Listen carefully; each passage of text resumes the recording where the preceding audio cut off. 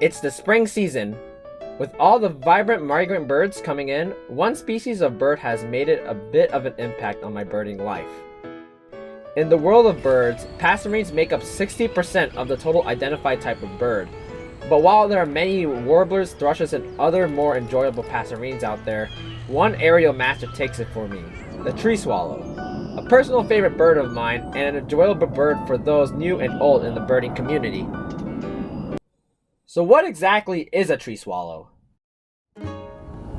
Tree swallows are a species of swallow in the genus Tachycinidae and the species bicolor, with a length of up to 12 to 15 centimeters, a weight of 16 to 25 grams, and a wingspan of 30 to 35 centimeters.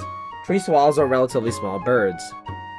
Like most swallows, their bodies are adapted for aerial hunting, having streamlined bodies, short bills, and most notably in flight, those long and pointed wings.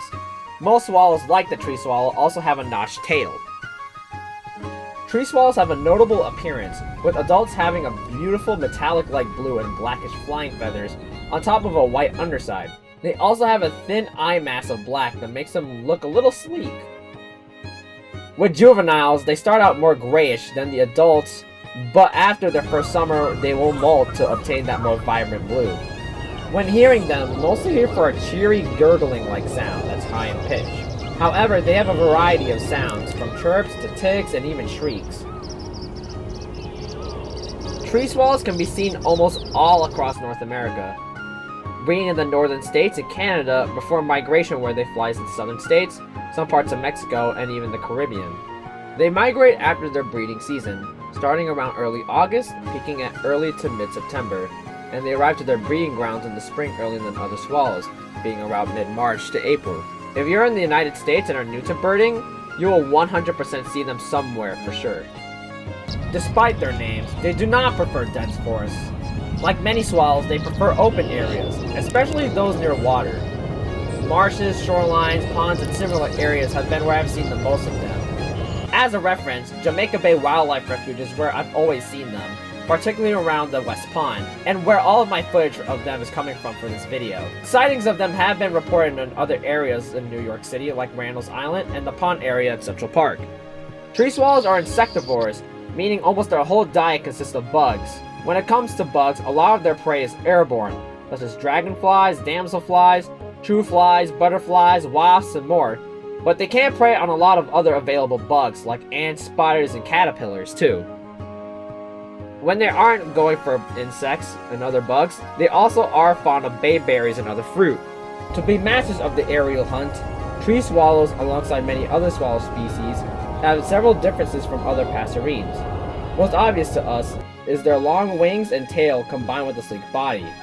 Their shape makes them effective flyers, making them not just fast, but giving them high aerial maneuvers and endurance that allows them to glide with speed.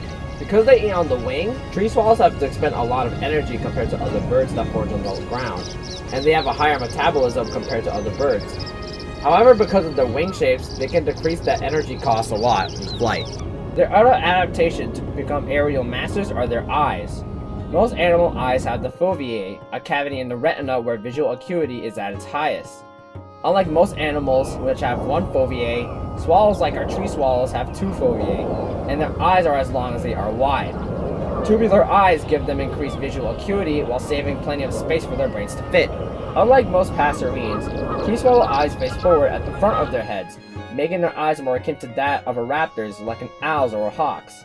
Other birds like a sparrow have eyes on the sides of their heads, and have to bob their heads to have more depth in their vision.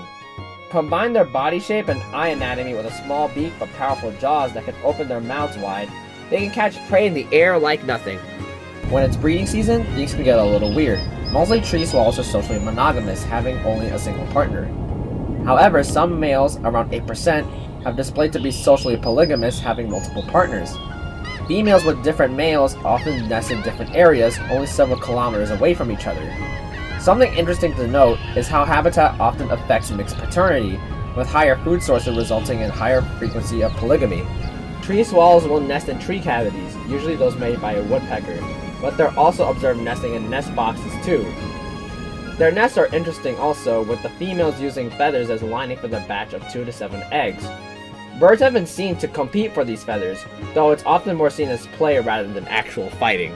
The reason for using feathers is to help better incubate their eggs, as well as protecting the eggs and chicks from parasites. Once the chicks hatch, both parents will feed their chicks and can feed them a lot in an hour. Eventually, though, they will fledge in time for migration and thus begin on their own journey. Tree swallows are listed as the least concern by the International Union for Conservation of Nature due to their massive range, with an approximate population of 20 million. They are also protected by the Migratory Bird Treaty Act of 1918. However, the clearing of forests and marshes is negatively affecting their numbers, with less breeding and wintering ranges available. They're forced to fly farther for nest materials and food. They're also highly vulnerable to contamination of water, which can be devastating for the adults as much as their chicks and their nesting locations. It's important to have these birds in our environment, playing a huge role in the ecosystem by controlling the insect population and even consuming pest insects. This makes them a great bird to have in areas with large insect populations that can harm vegetation and pass diseases, which is something that we should all be thankful for. If it wasn't for them, I could be covered a lot more mosquito and tick bites than I could end up with right now. I'm glad that such birds are able to exist alongside us, and it's good to see them thriving in large numbers. To be able to see them in nature, photographing, filming, as well as studying their behaviors is a big reason I enjoy birding, as well as much as making this video. Hope you all enjoy learning about these birds, and I'm glad that you're able to make it to the end of the video. All websites to the images and research done for this are in the description.